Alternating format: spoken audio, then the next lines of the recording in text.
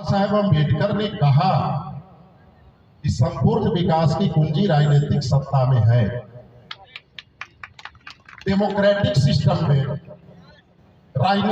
लोकतांत्रिक व्यवस्था में संपूर्ण विकास की कुंजी राजनीतिक सत्ता है। बाबा साहब अम्बेडकर का जो स्टैचू है, जो पार्लियामेंट के सामने भी है, और अभी जो मूर्तियां लग रही है, अक्सर लोग इंडिकेट करते हैं कि हमको वैसी मूर्ति चाहिए जिसमें बाबा साहब अम्बेडकर ने इस तरह का हाथ किया हो, और यहाँ पे इस हाथ से कॉन्स्टिट्यूशन को लिए हुए, ऐसा लोग भावना रखते हैं। तो जब हम अम्बेडकर की बात करेंगे, खुद वो कहते हैं कि संपूर्ण विकास की कुंजी राजनीतिक सत्ता में है। वो उंगली के माध्यम से इंडिकेट करते हैं कि तुम्हारे सभी रास्ते, या जो टेम्पल ऑफ द पावर, या पार्लियामेंट पर जब तक आप कब्जा नहीं करोगे तब तक आपकी तरक्की नहीं होगी। यह बाबा साहेब अम्बेडकर का कहना है। तो आपको राजनीतिक सत्ता गेन करना है, राजनीतिक सत्ता हासिल करनी है, और आप राजनीति की बात नहीं करेंगे। अम्बेडकर अपने आप में राजनीति की खुली किताब है। बाबा साहब अम्बेडकर की चर्चा बगैर राजनीति के संभव ही नहीं है।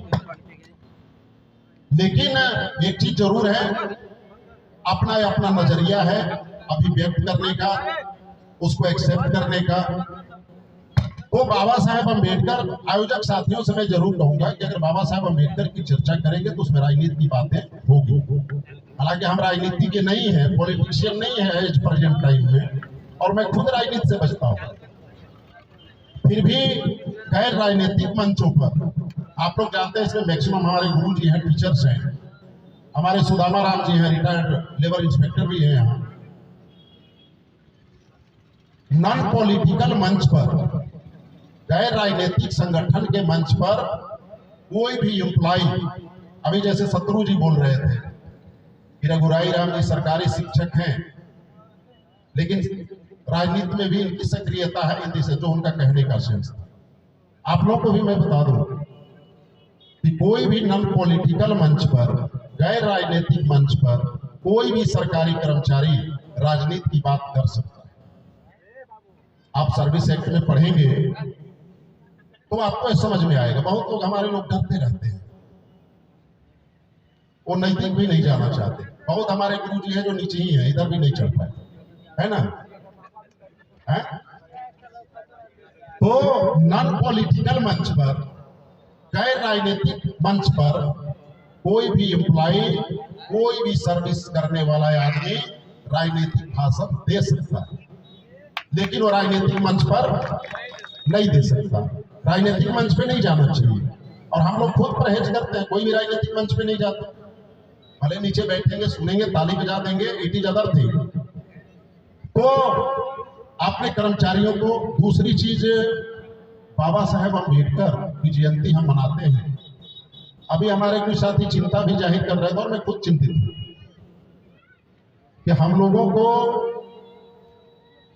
अपने गुरुओं और महापुरुषों का फॉलोवर बनना है, अंधभक्त नहीं बनना है, नकल नहीं करना है। जिस तरह से अभी हम जब से आए हैं, जितना साथी इस पंडाल में बैठे थे, समझ रहे हमारी बात को, अब हम नकल कर रहे हैं। नकल क्या कर रहे हैं? जिस तरह से लोग रामनवमी में जुलूस निकालते हैं, एक झंडा अभी हमने देखा, ये नीला झंडा, जिस तरह से आज, चूंकि धार्मिक बातें भी नहीं करनी है, समय भी ज्यादा नहीं है, लेकिन बातें थोड़ी लंबी हो जाती है। आजकल इधर हाल के दिनों में मैं देख रहा हूं कि पहले के जो भगवान की मूर्तियां थी वो दूसरे तरह का, और आजकल जो जुलूस में जो भगवान शामिल हो रहे हैं, चाहे वो रामचंद्र जी का हो या हनुमान जी का हो, जो उनका झंडा में, आप लोग गौर करिएगा, चितरंजन जी, उदय भारती जी, चंदन, आप लोग इसको जरूर गौर करिएगा कि आज ये जो झंडे में जो फोटो लगाए जा रहे हैं, ये काफी आक्रामक है। गौर करिएगा, अभी हमने देखा है रामनवमी के जुलूस में, आज से 10 साल पहले जो झंडा में फोटो आता था भगवान जी लोगों का, वो आक्रामक नहीं थे। लेकिन आज की जो फोटो उसमें आ रही है वो काफी आक्रामक है। अब आपको सोचने की जरूरत है, सब बुद्धिजीवी है, ऐसा क्यों? ये जो क्या उसको बोलेंगे, जो आक्रामकता है, ऐसा क्यों है? और आज अम्बेडकर जयंती में भी हमारे साथी उसी को फॉलो कर रहे हैं। अम्बेडकर जयंती, रविदास जयंती में भी जितना भी शोभा यात्रा हम लोगों ने गढ़वा और पलामू के अंदर में देखा है, रांची में भी, तो हम उसी का फॉलो कर रहे हैं। इसे ऐसे करने से बाबा साहेब अम्बेडकर का सपना साकार नहीं होगा। अभी हमारे पुनीत जी बता रहे थे, इस पूरी दुनिया में कम्युनिज्म के संस्थापक रहे हैं, उनका मार्क्सवादी विचारधारा पूरी दुनिया में मानी जाती है। यानी कम्युनिज्म के संस्थापक अगर इस वर्ल्ड में कोई है तो कार्ल मार्क्स है। और जिस दिन कार्ल मार्क्स की मृत्यु हुई थी, उस दिन उनके जनाजे में मात्र 14 लोग शामिल हुए थे। अंतिम संस्कार में 14 लोग शामिल हुए थे और उन 14 लोगों ने शपथ लिया था कि मार्क्स, तेरे विचारों को हम जन जन तक फैलाएंगे। मात्र 14 लोगों ने कसम खाई थी कि हम आपके विचारों को जन जन तक ले जाएंगे। और आपको जान करके तज्जुब होगा कि उन 14 लोगों के संकल्प ने कम से कम इस दुनिया के मैक्सिमम जो डेवलप कंट्रीज आज आप जिनको बोलते हैं विकसित देश हैं, वहां कम्युनिस्टों का शासन रहा है कि नहीं रहा? पूरी दुनिया में कम्युनिस्टों की शासन है। चीन अगर डेवलप किया, बुद्ध का दर्शन भी था वहां। जापान डेवलप किया, सोवियत रूस डेवलप किया, जर्मनी डेवलप किया, इटली डेवलप किया, कम्युनिस्टों की सरकार। बहुत सारे देश हैं। मात्र 14 लोगों ने कसम खाई थी और पूरी दुनिया में राजपाट में आ गए, शासन सत्ता में आ गए। और दूसरे तरफ 6 दिसंबर 1956 को बाबा साहेब अम्बेडकर का जब महापरिनिर्वाण हुआ था, तो इनके जनाजे में कितने लोग थे? अंतिम संस्कार में कितने लोग थे? सब लोग जानते हैं। नियर अबाउट 10 लाख, 10 लाख के आसपास लोग थे जो बाबा साहेब डॉक्टर अम्बेडकर के अंतिम यात्रा में शामिल थे। और इन 10 लाख लोगों ने भी कसम खाई थी कि बाबा साहेब अम्बेडकर के सपनों का समाज बनाएंगे, आपके विचारों को जन जन तक ले जाएंगे, आपके विचारों का भारत बनाएंगे। ऐसा संकल्प लगभग 10 लाख लोगों ने लिया। लेकिन आप हृदय पर हाथ रख के महसूस करिए कि बाबा साहेब अम्बेडकर का वह सपना साकार हुआ क्या?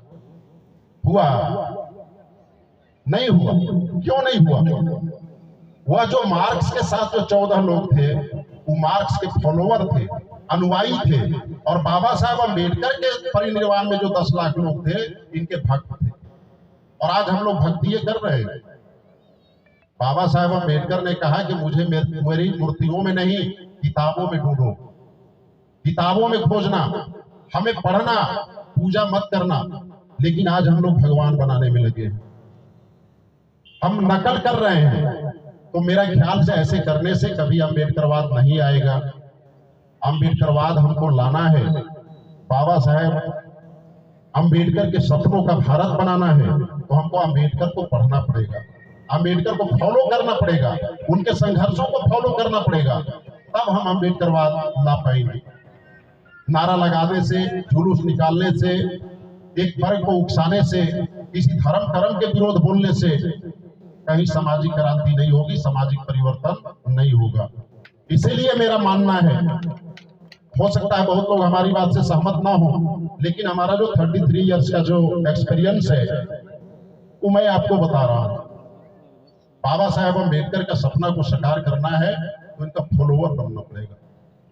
और सबसे बड़ी बात यह है कि जयंती की सार्थकता आपकी तभी सिद्ध होगी जब हम अम्बेडकर को समझे। हम खुद अम्बेडकर को नहीं समझ पाए,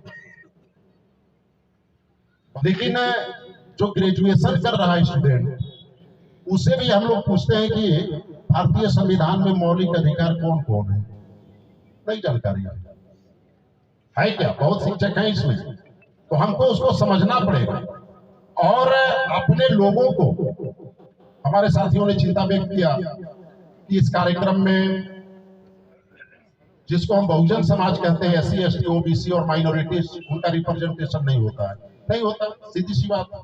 मंच पर नेता शेयर करने आ जाते हैं, लेकिन मास उनके साथ नहीं होती। सामने जो बैठने वाले लोग हैं ये बहुत कम होते हैं, और वो घर में रहते हैं, वो प्रतिक्रिया में हैं। जिस हिसाब से आप अंबेडकर बात को आगे बढ़ाने की कोशिश कर रहे हैं, उसे ज्यादा तेज गति से लोग उसको दूसरे तरफ डाइवर्ट करने की कोशिश कर रहे हैं। तो हम लोगों को करना क्या होगा? खास करके बाबा साहेब अम्बेडकर की बात अगर हम कहें, बहुत पढ़े लिखे कर्मचारी हैं, बाबा साहेब अम्बेडकर ने क्या कहा? पे बैक टू सोसाइटी। उस समाज को चुकाओ जिस समाज से निकल करके आप लायक बने हुए। ये पढ़े लिखे कर्मचारियों को बाबा साहेब अम्बेडकर ने कहा। क्या ऐसा कर पाते हैं? क्या हम नौकरी करते हैं, वर्किंग पीरियड में काम पर जाते हैं, बाकी समय अपने बीवी बच्चों के साथ अपना काम धाम में लगाते हैं, लेकिन जिस रिजर्वेशन के बदौलत, जिस आरक्षण के बदौलत हम अगर सरकारी नौकरी में हैं तो मेरे बपौती नहीं है, उस समाज का हिस्सा है। आरक्षण जो मिलता है पूरे शेड्यूल कास्ट, शेड्यूल ट्राइब्स, पूरा कम्युनिटी का है, जिसका लाभ हमारे जैसे लोग, आपके जैसे लोग ले रहे हैं। इसी को बाबा साहेब अम्बेडकर, बाद में माननीय कामसी राम जी ने कहा कि पे बैक टू सोसाइटी, उस समाज को चुकाओ जिससे निकल करके आप लायक बने हुए। हम ऐसा कर पाते हैं क्या? इसको करना पड़ेगा। केवल साल का भी एक बहुत विद्वान साथी जो इंडिया लेवल के एक्टिविस्ट हैं, जब मैं आ रहा था तो उन्होंने हमें फोन किया था कि कहाँ हो। हमने कहा जा रहे हैं अम्बेडकर जयंती में भाषण देने। उन्होंने कहा है कि देखो, ये जो अप्रैल का महीना है, 14 से 30 अप्रैल तक, ये लोग ओकेजनली मनाते हैं। जैसे किसी घड़ा उड़ा में बहुत तेज गति से हम पानी या दूध डालते हैं तो उसमें एक चीज दिखाई देता है, क्या बोलते हैं उसको?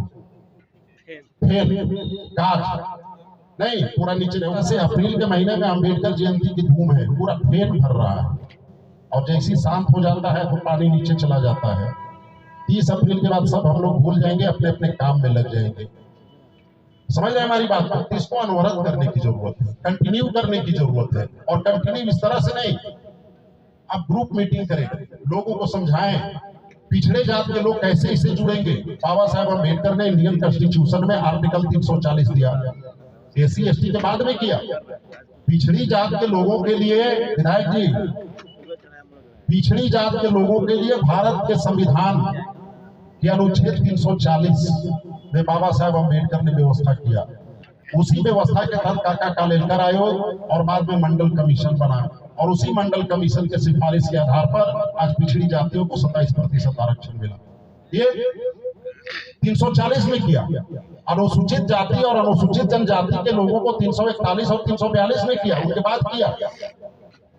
तो अभी तक हमारे लोग क्वेश्चन करते हैं, फेसबुक पे हम लोग देखते हैं, लोग कमेंट करते हैं कि बाबा साहेब अम्बेडकर ने हमारे लिए क्या किया। संविधान सभा में तो 296 लोग थे, बाबा साहेब अम्बेडकर ने अकेले संविधान थोड़े लिख दिया। इस तरह की बहुत सारी टिप्पणियां आती हैं। तो हम आप लोगों को, जो थोड़े मोड़े लोग बच्चे हैं, जो इंटेलेक्चुअल्स हैं, आपकी जिम्मेवारी है क्या पे बैक टू सोसाइटी करिए, इंडियन कॉन्स्टिट्यूशन का आर्टिकल पढ़ाइए लोगों को, पिछड़ी जात के लोगों को, कुछ लोगों को तैयार करिए, उसमें लीडरशिप डेवलप करिए, और उसमें लोगों को आर्टिकल 340 बताइए। अल्पसंख्यक समुदाय के लोगों को जोड़ने के लिए भारत के संविधान का आर्टिकल 29, जिसमें उनके लिए प्रावधान किए गए हैं, उसके बारे में बताइए। और जब इस तरह आप बताएंगे, उनको एहसास कराएंगे। बाबा साहेब अम्बेडकर ने कहा कि गुलामों को यदि गुलामी का एहसास करा दिया जाए तो गुलाम गुलामी की जंजीर को तोड़ डाले। उनको एहसास कराने की जरूरत है, अंधभक्ति नहीं करना है। तो इस तरह के काम आप आगे करेंगे। एक बात और मैं बताना चाहता हूं, अभी हमारे बैठा जी भी चिंता जाहिर कर रहे थे, शत्रु भी बोल रहे थे, हिंदू राष्ट्र 1925 में RSS बना, और RSS जब बना उसी समय लोगों ने संकल्पना व्यक्त किया कि 100 साल के अंदर इस देश को हम लोग हिंदू राष्ट्र घोषित कर देंगे। 1925 में बना, और 2025 आने वाला है। अभी इसको पढ़ रहे थे फेसबुक पर, बैठा जी भी पढ़ रहे थे, कल शायद हिंदू राष्ट्र को लेकर के भारत बंद है, 1 मई को अभी हम लोगों ने देखा। हिंदू राष्ट्र बनाने के लिए कल भारत बंद है। आप यह बताइए, इस देश का राष्ट्रपति हिंदू, इस देश का प्रधानमंत्री हिंदू, इस देश का सभी मिनिस्टर्स हिंदू, पूरे राज्य के मुख्यमंत्री हिंदू, एकाध छोड़ करके पूरे राज्यपाल हिंदू, जितना विभाग है सबका सेक्रेटरी हिंदू, जितना कोर्ट है यहाँ हाई कोर्ट से लेके सुप्रीम कोर्ट तक सबके जज हिंदू। तो फिर हिंदू राष्ट्र और कैसा हिंदू राष्ट्र की परिकल्पना लोग कर रहे हैं, इसको आपको समझने की जरूरत है। ये लोग वैसा हिंदू राष्ट्र बनाना चाहते हैं जो जात के आधार पर कर्म का डिवीजन हो, जात के आधार पर कर्म करना पड़े, या हिंदू राष्ट्र बनाना चाहते हैं।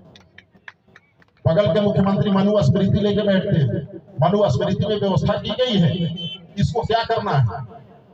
तो ये लोगों का संकल्पना यही है कि एक ऐसा हिंदू राष्ट्र अगर चमार है तो चमड़ा छीलेगा और जूता बनाएगा, धोती कपड़ा धोएगा, मंत्र का उच्चारण कोई शुद्ध कर लिया उसका जीभ काट लो, कहीं सुन लिया उसका कान में शीशा पिघला करके डाल दो। हिंदू राष्ट्र में यही होने वाला है। इसलिए हम आप लोग से यह भी आग्रह करेंगे, इस पर भी आपको सोचने की जरूरत है, समझने की जरूरत है। इन्हीं सब बातों के साथ, बातें तो और करनी थी लेकिन इन्हीं सब बातों के साथ